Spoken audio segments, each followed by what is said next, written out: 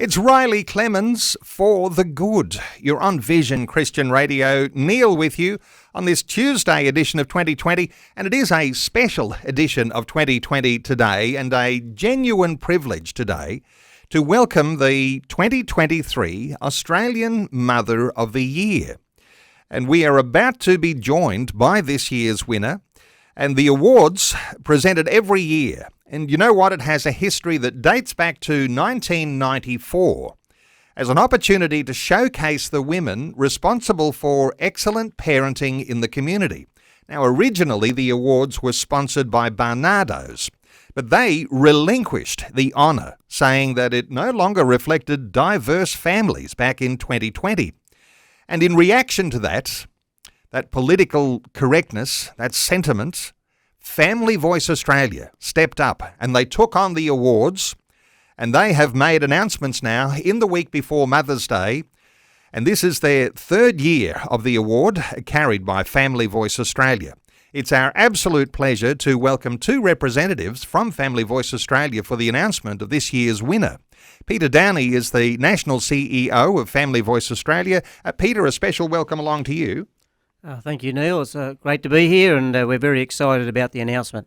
And a voice that lots of regular listeners will be very familiar with, Andrew McColl, who is the Family Voice Queensland State Director. Andrew, a special welcome along to you. Thanks, Neil. It's great to be here again. Gentlemen, this is in some sense where I get to hand over to you to make an announcement. But before we do that, the significance of an award like this, and if I come to Andrew here, who's written a number of books all about family, about parenting, about significant issues around where women and families fit in Australian society.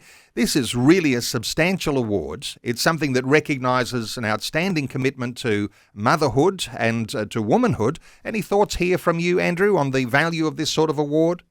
Well, it certainly is good to be able to congratulate somebody who's taken steps to be a mother in the first place, which all of us have a mother, or we had a mother, and because it's always good to recognise those ladies who take on the role of motherhood and raising children, and the getting up in the night to help a sick child, and all of the matters that fathers and mothers deal with, but mothers in particular. And so because we've got a lady who we're going to be talking to in a few moments, who's done a lot of this and cared for not just her own children but some foster children as well, and has been happy to accept the traditional role of a wife and mother, be involved very much in the raising of children and the education of children. We are just thrilled to be part of this process of awarding our 2023 Mother of the Year. Well, Peter Downie, you're the National CEO of Family Voice Australia, and I know that it was a significant undertaking to get into and behind this award, and I know you see the value. It's like a treasure having the privilege of being able to announce this. So I want to hand over to you. You might like to say a few words and then make an announcement for us. Thank you, Neil. Yes, it is certainly a privilege to be able to be involved in this award. We want to honour mothers. They do a fantastic job, for the family and society and the church. Really, what they do is, it's hard to put into words, but it's just amazing. Like, we've all experienced the love of a mother, and there's nothing on earth like it. And so, we want to be involved in this, and we're very pleased to be involved in it. And if you're happy now, I'll give the information that we had a lot of very good nominations, and we'd like to thank all those who put in the nominations. So it was a very strong field, but nevertheless we've made a choice, and the choice is Kirralie Smith.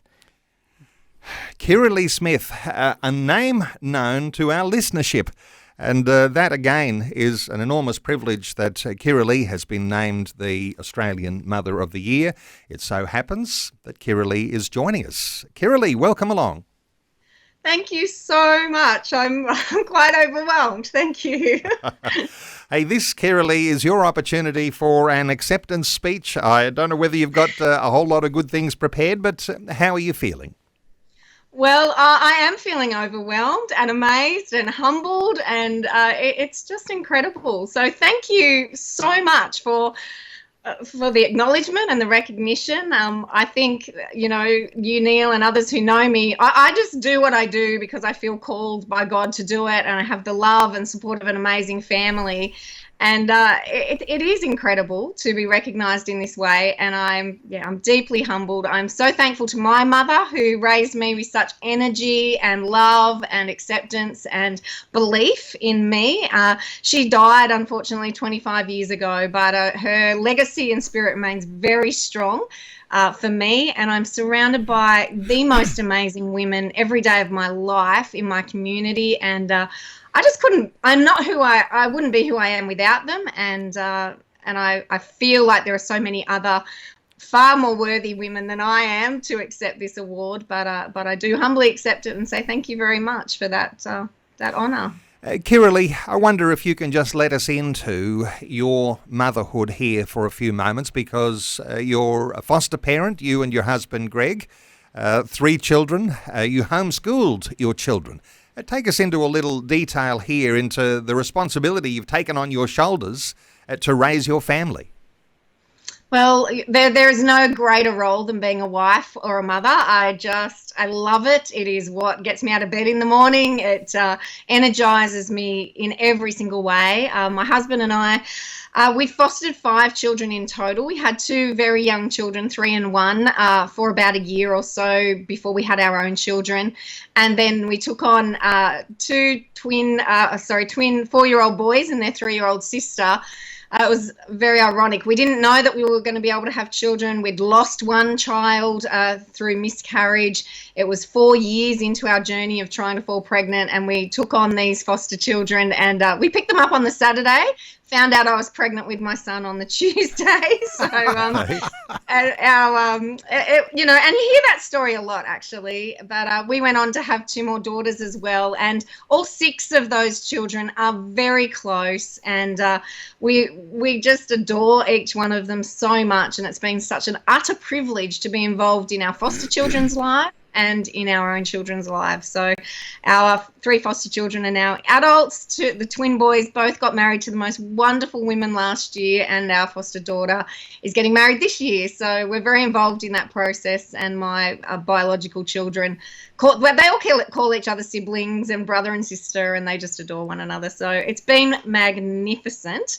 And the homeschooling journey has just, I'm so thankful for that. It's been tremendous in every single way. So I could talk about that for the next hour. That's up to you if you want me to or not. We might even get into some of that. But, hey, you're fostering, the homeschooling aspect. There's another dimension that clearly has made you an outstanding candidate for this year's award, and that is your fearless advocacy for women and for girls and for families. I wonder if you can take us into the way that you have, in some sense, grown into a role where you've become a spokesperson for women and families. Yeah, look, I have said all along I'm a very accidental activist in this space, but I take very seriously the stewardship role that I believe God has given me in giving me a large audience and a platform to speak simple and plain truth. I've said it over and over again, and I'll say it again today, that Jesus is the way, the truth, and the life. And he is the truth. And so speaking the truth is also speaking love, because God is love. And I guess I will say it to an audience of 1, an audience of 1 million. I don't really care that men are men and women are women, and nobody can change their sex. And unfortunately, for women and girls in our society at the moment, our rights are being eroded.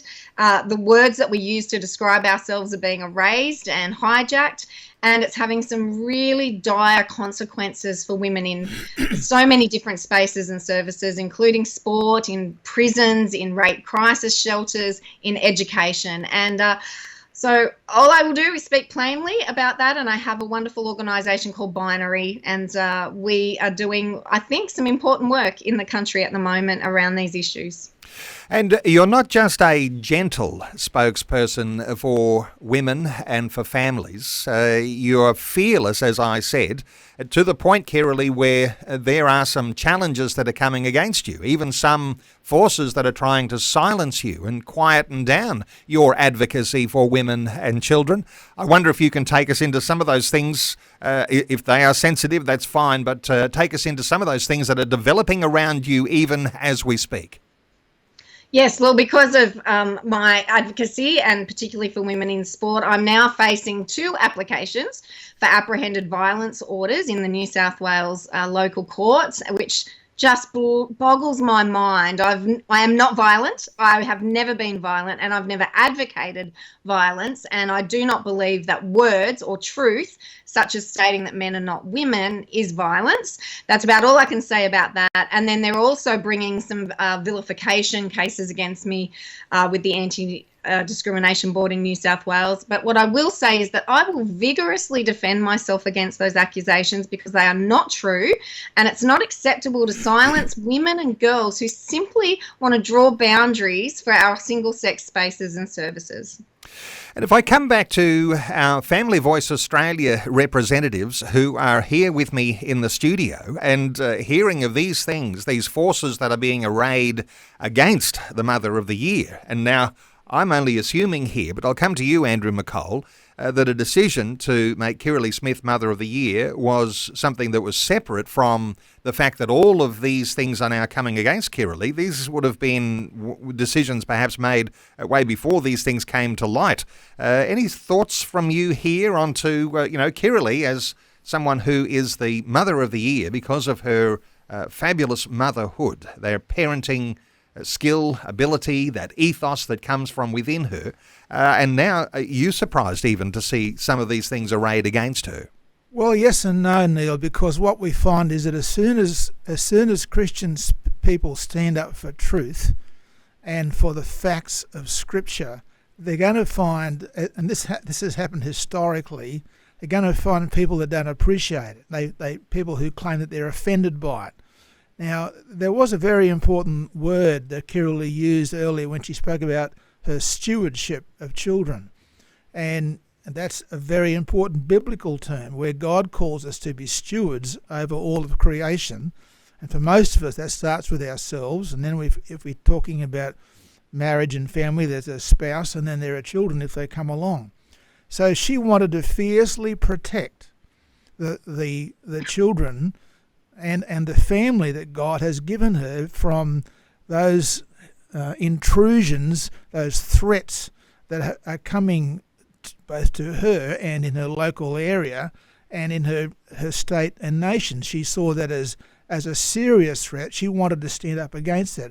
And while this has not been, there are really numbers of reasons why we wanted to nominate her as a Mother of the Year, but this was one thing because she was prepared to stand up and say about men and women, boys and girls, it's not loving to lie. And you don't help someone by affirming a lie, and it is not violence or bullying to state the truth that men are not women. And that outspoken and bold stand has led to a male opponent having her placed under an AVO, even though she lives hundreds of kilometres away, has never met this person, and has neither contemplated or threatened violence against him. So we realise that these are the things that are confronting Christians today in our society, and it is incumbent upon us as Christians faithful to God to stand up and be counted and speak the truth in love in all of these situations. And Peter Downie, the National CEO of Family Voice Australia, did you realise that just a few years ago, when the opportunity presented itself for Family Voice to take over from Barnardo's and to sponsor the Mother of the Year Awards, that you might be in for a battle time, a battle around those that you would have nominated and announced as Mother of the Year, a battle even, no doubt there'll be some concerns that people will have about Family Voice and the way you stand so strongly for motherhood and for women. Did you anticipate those sorts of challenges that might be on the way, Peter? Not really, Neil. No, that certainly wasn't in our mind at the time. We were just concerned to continue to respect motherhood and the important role that mothers played. But having taken up that position, we're very happy to be in the fight for our Lord and for the truth. And so we're very keen to stand with Kirralie and others who may be confronted with this lawfare that is brought against Christians when they try to speak the truth in the public square. We're going to end this part of our conversation and continue our conversation with Kirralie Smith, who remains our guest through the next 40 minutes or so. But I want to say a special thank you to Peter Downie, the National CEO of Family Voice Australia, and to Andrew McColl, the Family Voice Queensland State Director, for coming in and for using this platform even as an opportunity to make the announcement of something so significant as this, as the Australian Mother of the Year Award. Peter, thank you for joining us. Thank you very much, Neil. We really appreciate you helping us. And Andrew, thank you for coming in today and sharing your wisdom around Mother of the Year as well. Thank you very much, Neil. And we're back with Kirralie in just a few moments. It's Stephen Stanley, No Hopeless Soul. You're on Vision. It's Neil with you. It is the Tuesday edition of 2020. And what an amazing announcement of Kirralie Smith as the 2023 Australian Mother of the Year. And Kirralie remains with us and will be with us over the next 35, 40 minutes. Kirralie, amazing privilege going into bat for families. Some people who are even listening to our conversation now feeling uncomfortable when they talk about a family, a biblical style family, a traditional family, mum, dad and their biological children, and the way we have responsibility for parenthood. What are your thoughts for, the way that you've stood up and said, hey, this is something that is special, it's from God, it's biologically sound, it's scientifically correct. What are your thoughts for people who are nervous about actually declaring what a godly family looks like? Well, Neil, I believe that family given by God, to all people, all of humanity throughout every culture and throughout history is the strongest unit that we have in society. It's stronger than government. It's stronger than state-sanctioned organisations or anything else. And family is incredibly important and essential to build a healthy civil society. And so I'm a strong believer in family. I will advocate, it will be the hill I die on to advocate for families for every day that I take breath, because it is the greatest gift that I have known and the greatest privilege. Undoubtedly, lots of doors could open for you now with the title Australian Mother of the Year, and you're likely to come into audiences that are not so familiar as our listening audience today. And we've loved listening and interacting with you now for a long, long time. And you are a fearless advocate for women and for girls. Are you ready for what might come into the near future? Well, Neil, I do thank you personally for hosting me so many times and having these conversations.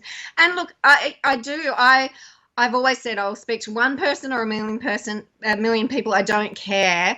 Any opportunity I get to speak the truth and to speak love, I will do that, and to speak life, because there is no greater privilege than to do that. And I'm very passionate and enthusiastic when it comes to speaking these things. So, and I'm happy to speak to people who disagree with me as well. I don't have a problem with that at all. And some might say, well, aren't there a diverse range of different families, cultural backgrounds, different demographics, some people who are forced, even not by their own choice, to be single parents, single mothers raising children. How do you think of them? Because my suspicion is they need to be honoured and can be honoured in a recognition of your own Mother of the Year award. Any thoughts here for all the different sorts of mothers?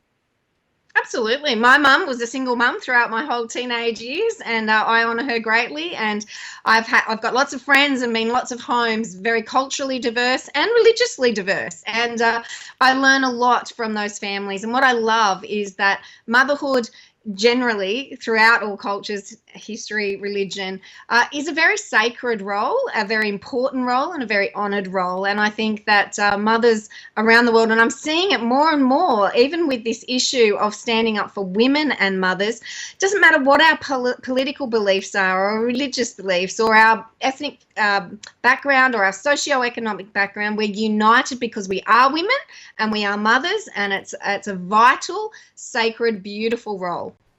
Well, we're going to continue our conversation after Vision National News, and I want to open our talkback lines. Your opportunity today to interact with the now announced 2023 Australian Mother of the Year, Kirralie Smith. We're coming back after Vision National News, and our talkback line will be open on 1800 316 316. Wonderful to have you along with us on this Tuesday edition of 2020, and if you are just joining us, it has been our absolute privilege just in this last 30 minutes to hear the official announcement of the 2023 Mother of the Year. And a regular and known name, if you're a long-time listener, Kirralie Smith has been named the 2023 Australian Mother of the Year.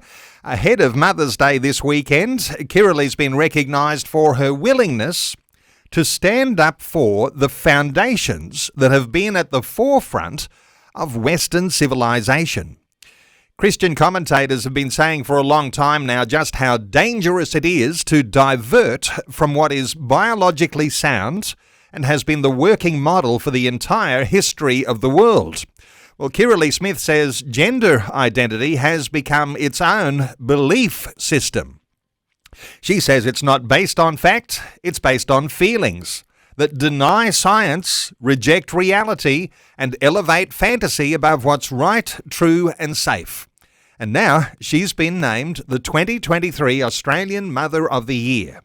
Kirralie Smith also leads the organisation Binary, and with upwards of 100,000 email subscribers, it's growing in significant influence. They aim to promote and honour the inherent differences between boys and girls, men and women, celebrating the true strength of the diversity of those differences and what they grant. Well, Kirralie Smith has been one of the prominent voices standing up for the campaign to degender Australian society. She is our guest, and our talkback line is open on 1800 316 316. To join in our conversation today, you might have your own thoughts, you might even have your own congratulations to offer. 1800 316 316.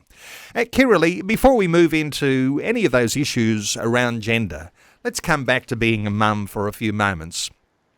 And one of the elements of your motherhood is that you and your husband, Greg, decided to homeschool your children. Now, for a lot of people, that sounds a bit extreme, doesn't it?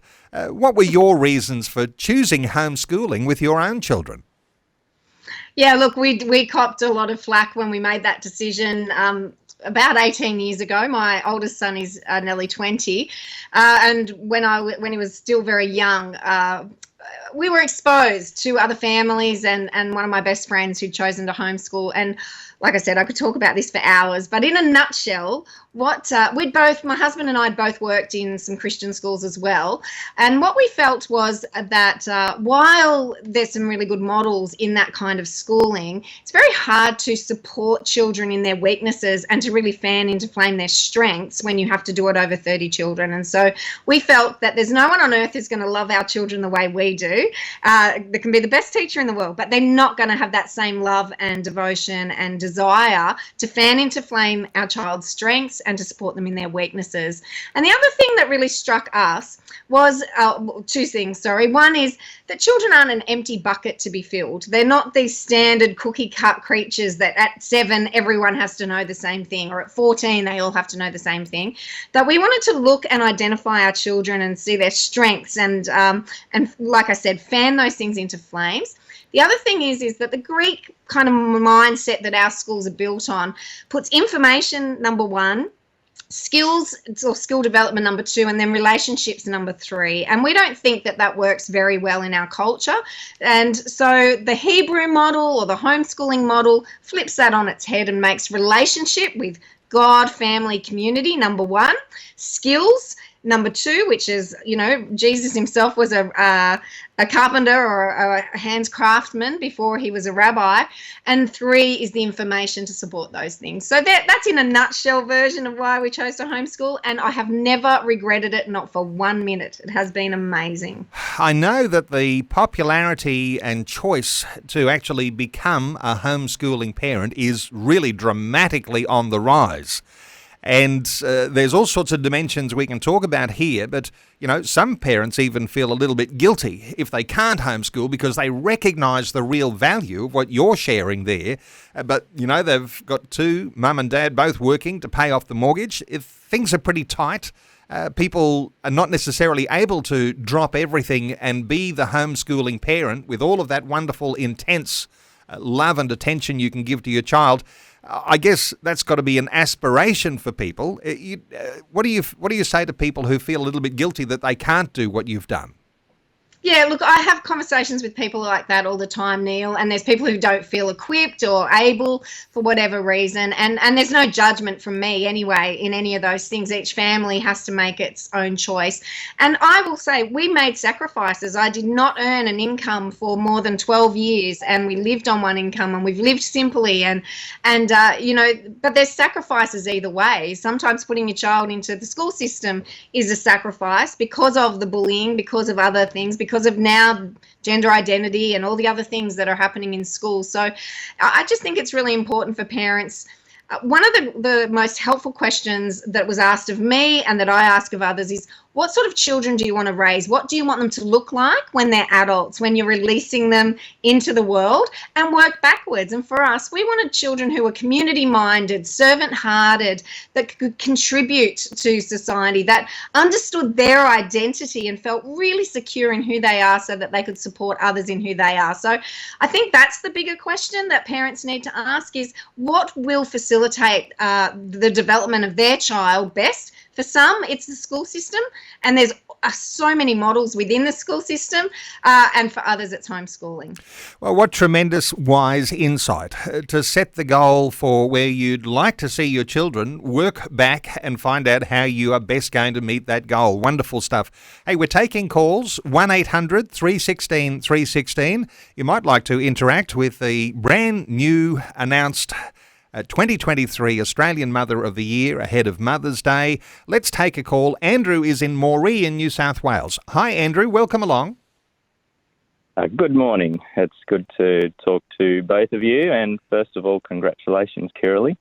I can't think of a more deserving lady to win that award. You're an encouragement to many people, and love hearing the information you bring forward, and just keep doing it. And we need to get behind you and support you.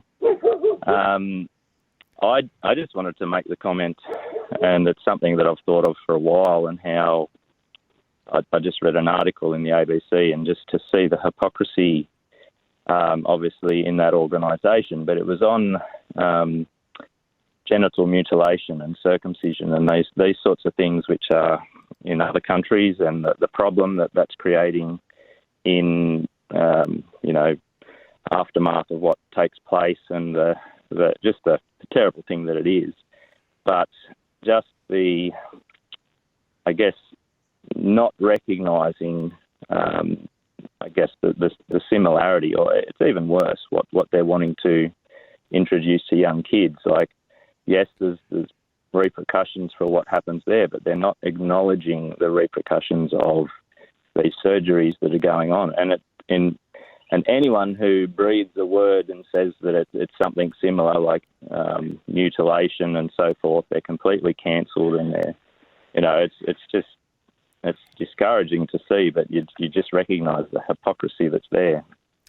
Andrew, good insights around that. And Kirralie, you'll know that it's not too far back distance that we would have our criticisms of various religious groups around the world that were doing female circumcision, and we would describe that as a genital mutilation and a disruption of the sexuality of a girl growing into a woman, and for whatever reason those religious organisations did that. As Christians, we said that's a barbaric practice. And I can see what Andrew's getting here with what's happening in some of the trans agenda and the way that children are being treated. What are your thoughts here for Andrew? Well, thank you, first of all, Andrew. I feel very loved and supported, and your kind words are greatly appreciated. Look, yeah, absolutely great points. And I'm not afraid to say that it's genital mutilation. We saw what happened to Catherine Deves in the federal election when she had said that and was absolutely dragged through the mire because of it. But, it's a truth. It's a reality. And it's interesting that you mentioned the ABC and the stories that they put forward. Very on the quiet, I think it was only a day or so ago, they did admit that puberty blockers are not as reversible as first thought, even though the ABC and others have been promoting that the transgender affirmation pathways are fabulous and reversible and no harm done. But what we know for fact now is that it does cause harm to sterility, sexual function, bone and brain development, and many other things. And so we need to be able to have an honest conversation about what's happening to children. This is an industry, it's a money-making industry, and it's causing great harm to the youth of this country. And so we do need to be able to use correct terminology and describe exactly what is happening to these young people. Andrew, thank you so much for your call. Our talkback line is open on 1-800 316 316.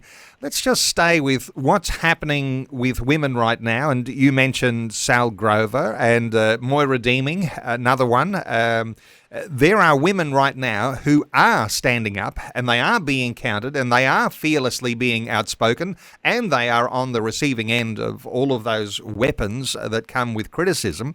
Is there a growing number of women now, Kirralie, do you think that are going to be heard and going to be band together and those voices are going to rise all the more? What are your thoughts about these new identities coming into the challenging field that you're in? Yeah, well, look, just this year, just in 2023, Sal Grover has had to face the federal court because she developed a female-only app and excluded male bodies from that app, and one of those males has taken issue. And so she's now in the federal court, and it's all about the definition of the word woman. We see Moira Deeming facing expulsion this week from the Victorian Liberal Party because she went to a Let Women Speak event and they don't like it that she would speak, and they falsely smeared her with labels such as a Nazi sympathiser. That is just so offensive and incorrect and horrid. Louise, her last name's just escaped me. She's a counsellor in Hobart. She is now facing complaints from the Tasmanian Equal Opportunity Commission down there because she also says that men are not women, myself and the things I'm facing. So there's this real push in 2023 to silence women who are making simple, basic statements about biology, about our safe spaces, about single-sex sports, and it is really concerning. But there is this great effort to shut us up, and I know those women personally, and not one of us will be silenced easily. I can promise you that. Everyone who is in authority squirms when they are asked, if you can define a woman. Whether you're a politician, the scientists can't even define a woman.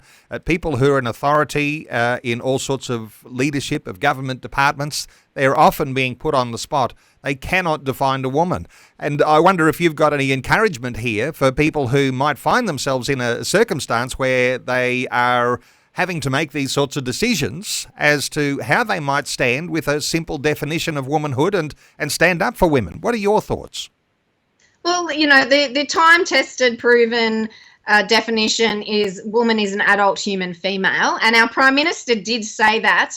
He said it twice now on camera, to his credit. However, the policies and the practices are two different things when it comes to the government in Australia. But, science has always said and is backed by the evidence that women at females, whether you're a child or an adult female, you have a female reproductive system. You have XX chromosomes. You have a certain pelvic shape. You have hormone production and the like. So there's a lot of, genitalia, mammary glands, all of those sort of things. And some are functional, some are not. But it is consistent that defines a female throughout all cultures, throughout history.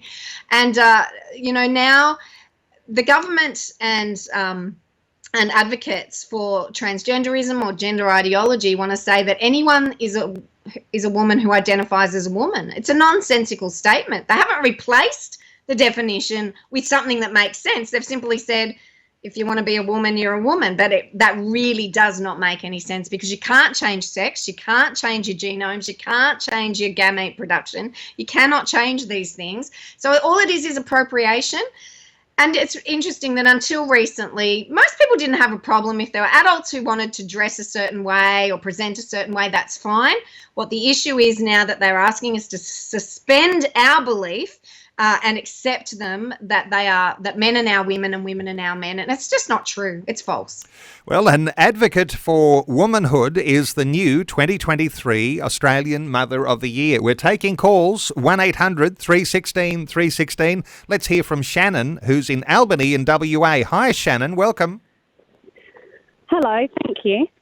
What are your thoughts, Shannon? I love that we're doing this, especially coming up to Mother's Day, and I think it definitely needs to be a big focus. And I really admire sort of what Kirralie's talking about and advocating for. I just wondered that I feel like a big, possibly missing part of the puzzle is a male equivalent of Kirralie to stand up for the male and what it means to be a man and be a godly man. And I feel like a lot of the men that are stepping into women's spaces where they shouldn't be is because for so long we've sort of, especially in media, they don't, it's the patriarchy and men are bad and women are, there seems to be this really unequal perspective on what, that men are important as well. And I feel like if that was sort of advocated for and pushed for, then men actually, and especially teenage boys, have someone, an idea that they can look up to, rather than just going, oh, no one wants us in society, men are all bad and maybe I should be a woman.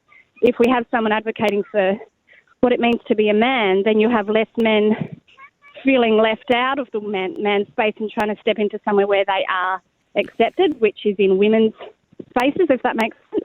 And Shannon, it sounds to me like, and what comes to mind as I'm hearing you share those things, is that if you do away with a biblical definition, you do away with all definition and anything goes. Kirralie, what are your thoughts for Shannon?